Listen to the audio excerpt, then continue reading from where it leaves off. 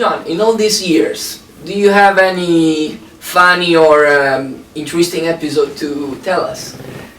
Well, yeah, I mean, there's been a lot of fun things that, stories and things that I've done throughout the years with some of the artists. I remember the first clinic tour that I ever did with Kenny Aronoff in 1993 in Mexico. We did about 10 or 12 dates, a couple of weeks in Mexico. And it was a great time, a great experience, and the fans were great. They were just so warm and inviting, and we had a lot of laughs. But in one case in particular, what we noticed was we would get to each venue, and we'd get there at 4 o'clock or 5 o'clock to set up, and we'd have sound check at a certain time, and then we'd have doors and then the clinic. But what we found is we'd get there, and then if the clinic was going to start at 7, usually the PA system would roll in around 6:30, and everything just happened in the last half hour. The last minute would be scrambling. But one time in particular, I remember this, and Kenny does too. We got to the clinic, and our distributor there was apologizing because they didn't have a lighting board for us. And all the other clinics that we'd done so far, 4 or 5 or 6 at that point, they had like a great PA system, and they had like a lighting board and a guy running the lights, so you'd have like a light show with Kenny up there playing to like John Mellencamp songs or something. And this one particular time, I said, "Oh, don't worry about that. We don't need to have a light board. Just a couple of lights on stage. That's fine. That's all Kenny needs." And so we get going, and Kenny's up there playing, and I'm sitting on the side of the stage, like behind Kenny, just to make sure he's okay. And I'm looking, and there's a guy sitting there he's got the plug in his hand to the lights, and he's plugging it into the wall and unplugging it, and plugging it in and unplugging it to make the lights flash. And I'm looking at Kenny, and he's looking back at me going like, it was hilarious. And I think because as Kenny was going faster, he's going, unplugging, plugging, unplugging. On time. On time, to try to make it flash. So I finally just tapped him on the shoulder. I said, "You don't need to do that." And he thought I meant faster, so he starts going even faster. And I said, no. So then when he finally understood what I was saying, he looked so disappointed. He was really bummed out. I said, "It's okay, just leave him on. It's fine. We don't need to have him." And he just, I think he didn't know what to do after that. He just kind of sat there. But it was just a funny thing. We laughed about it afterward.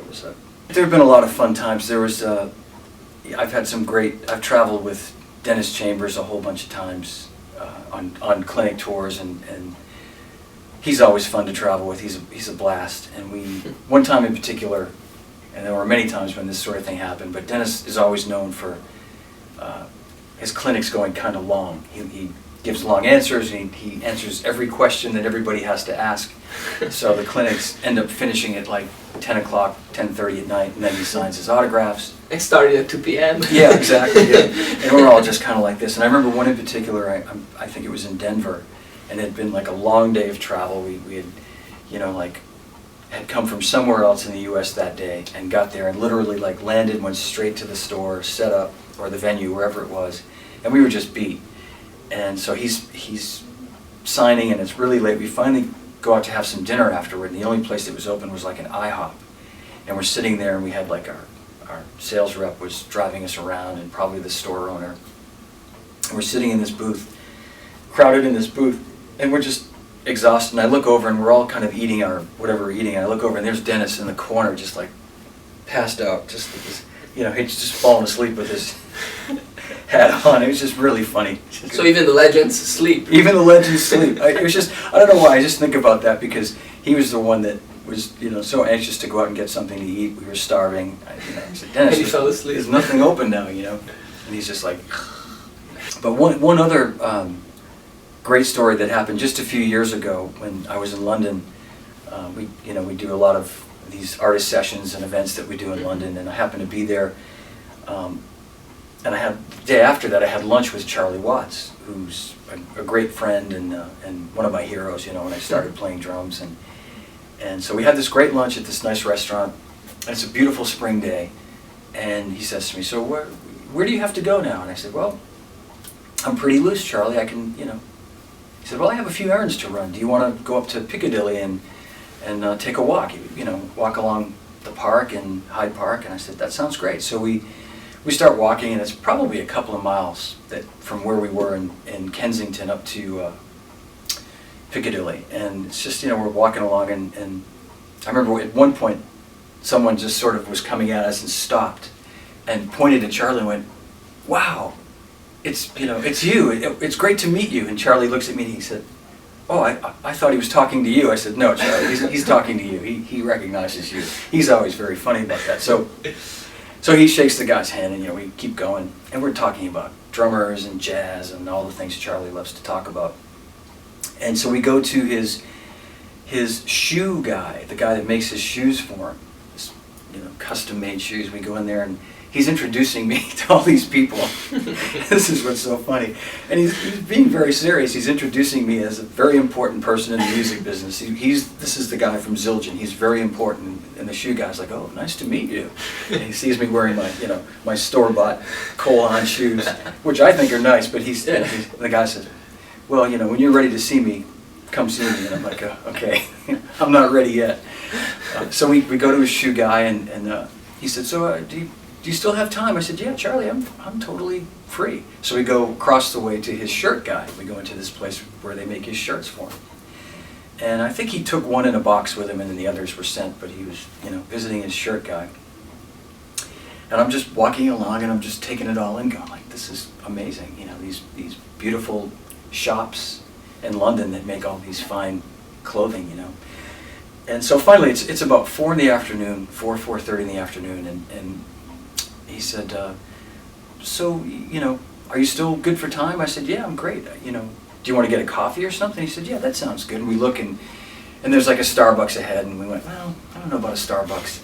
And earlier, as we were walking along, he pointed out this restaurant along the way called the Wolseley, which is, I guess, a very, very famous, very nice restaurant in London.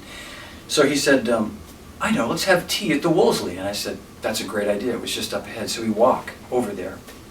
And it's, as I say, about 4:30 on a Friday afternoon. And I'm thinking it's going to be completely empty, or you know, because it's in between lunch and dinner. But sure enough, it's jam-packed with people. It's just loud. There's people at the bar drinking martinis, or people having tea. 4:30 in the afternoon. Yeah, it's going crazy. So we go in there, and we go up to the front. And I think Charlie said, 2 for tea? And this young girl that's working there said, oh, yeah, we're pretty busy. It's going to be about a 30-minute wait.